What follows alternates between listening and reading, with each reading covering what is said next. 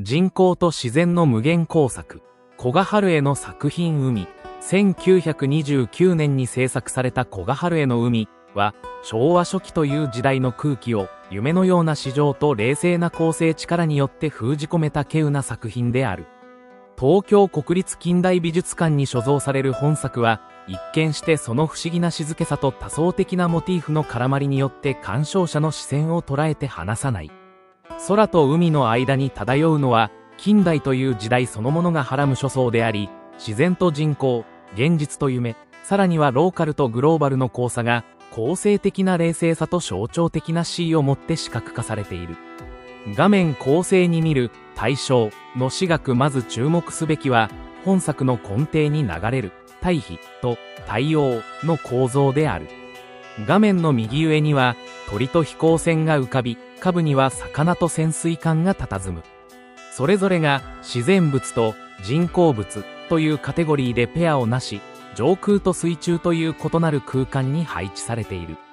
加えて、右端には静かに佇む女性像、左端には煙を吐く工場の煙突。いずれも直立するフォルムを共有しながら、その意味と存在感は著しく異なる。このようなペアリングの配置は、視覚的なリズムを画面に与えるだけでなく、鑑賞者の認識を関係性へと向けさせる。それぞれの要素が単体として存在しているのではなく、常にその隣接物との似て非なる関係性の中で意味を帯びるのだ。この構成法は、単に図像的な整合性に止まらず、当時の社会や文化の中にうごめく近代的視覚のあり方、あるいは同時代性の複雑な相応も可視化している。さらに言えば、このような対応関係は、古賀自身の作品に通底するバランスへの意識の表れでもある。彼の画面は、どこか人為的な冷たさを称えながらも、決して無機質に脱することはない。秩序のうちに歌があり、生前の中に夢が潜んでいる。構成主義と象徴主義の工作こそ、彼の様式の本質と言えるだろう。超現実とメタフォリカルな、海、タイトルが海であるにもかかわらず、この作品には直接的に波や潮のうねりといった海そのものの描写は存在しない。むしろ海という語が喚起するのは、広がりと深み、境界の曖昧さであり、そこに浮かぶ諸々のモチーフが、夢のように意味をずらしながら出現しているという印象である。古賀春江はこの時期、シュルレアリスムや構成主義に触発されながら、独自の幻想絵画を模索していた。特に1920年代後半は、彼がいわゆる無限派として分類される作品群を制作していた時期であり、海もその代表的成果の一つである。だが彼の無限性は、単なる視覚的なシュルレアリスム模倣にとどまらない。彼の作品には、構成的な冷徹さがあり、それが夢のイメージを、どこか冷たい、客観的な次元へと導いている。海に書かれたモチーフ群も、確かに非現実的な取り合わせではある。だが、それらは乱雑に配置されているのではなく、一定の論理にのっとって冷静に配列されている。この緊張感こそが作品に独自の叙情性を与えている。海とは単なる舞台ではなく、諸幻想を浮かび上がらせる装置として機能しているのである。ここでの海は、もはや自然の風景ではなく、意識の奥底や集合的無意識のメタファーとして捉えられるべきかもしれない。海の中には記憶が沈み、幻想が漂い、未来の断片がぼんやりと揺れている。海というタイトルは、そうした人間の内面と時代の情動を可視化するキーワードとも言えよう。グロリア・スワンソンの影本作の右端に描かれた女性像は、実在の人物を元にしていることが知られている。ハリウッドの大女優グロリア・スワンソンの絵はがきから着想を得たとされるこの女性像は、冷たい眼差しと静かな表情で画面の外を見据える。だがこの人物は、単なる肖像というよりも、ある象徴的な存在として配置されているように見える。スワンソンは1920年代にサイレント映画の女王として君臨した存在であり、そのイメージは当時の都市文化やモダニズムの潮流と深く結びついていた。古賀がスワンソンの写真を絵に取り込んだことは、当時の日本においてもグローバルな視覚文化が浸透しつつあったこと、そして彼自身がその波に極めて敏感であったことを示している。だが重要なのは、彼女が海の風景の中に突然異質な存在として置かれているという点である。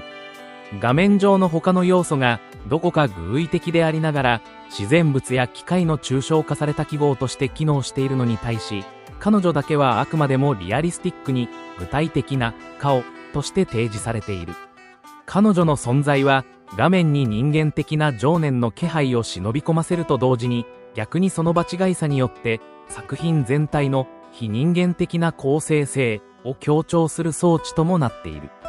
この女性は風景の一部でありながら風景に溶け込まず、どこか静かに浮遊しているようにも見える。その浮遊感こそが古賀春江が描こうとした近代の孤独や不安の核心なのかもしれない。都市と機械への幻想海に描かれた飛行船、潜水艦、工場の煙突といったモチーフは明らかに近代都市のテクノロジーを象徴するものである。それは単に機械文明の記号ではなく、空を飛ぶもの、海を泳ぐもの、地上に立つものとして空間の三次元的構造を表彰する役割も担っている。だが古賀のこれらの描き方はどこかおもちゃのように簡略化され、フォルムが柔らかくデフォルメされている。現実の機械とは異なる、どこか非現実的で幻想的な存在感がそこにある。これは未来への希望としてのテクノロジーがどこか夢の中の幻影のように捉えられていた当時の感覚を映し出しているとも言える。